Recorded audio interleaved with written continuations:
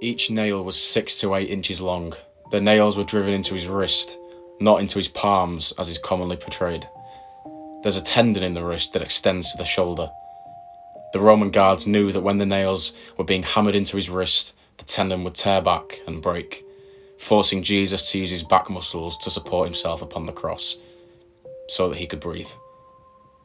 Both of his feet were nailed together, thus he was forced to support himself on the single nail that impaled his feet to the cross. Jesus could not support himself with his legs for long because the pain was so bad. So he was forced to alternate between arching his back and using his legs just to continue to breathe. Imagine the struggle, the pain, the suffering, and the courage. Jesus endured this reality for over 3 hours, or so believed. 3 hours. Can you imagine that kind of suffering? Yet a few minutes before he died, Jesus stopped bleeding. He was simply pouring water from his wounds. From common images, we see wounds to his hands and his feet, and even the spear wound to his side that the Roman pierced him with. But do we really remember the many wounds made to his body? A hammer driving large nails through the wrist, the feet overlapped and a nail hammered through the arches, then a Roman guard piercing his side with a spear. And before the nails and the spear, Jesus was whipped and beaten.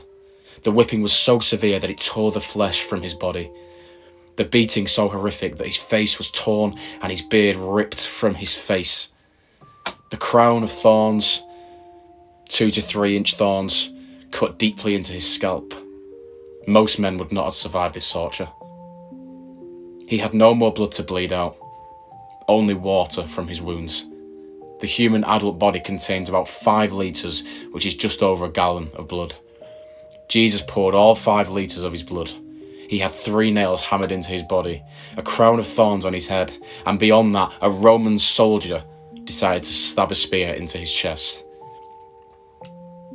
All these without mentioning the humiliation he passed after carrying his own cross for 2 kilometres, or there or thereabouts, while the crowd spat in his face, threw stones, rotten food.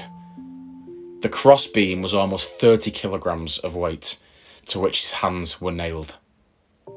Jesus had to endure this experience so that you may have free access to God and his kingdom, so that your sins can be washed away, all of them with no exception.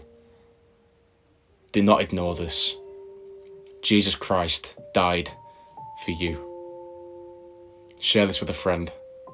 Share this with a loved one. It's important that people understand the severity of the sacrifice that Jesus made on the cross.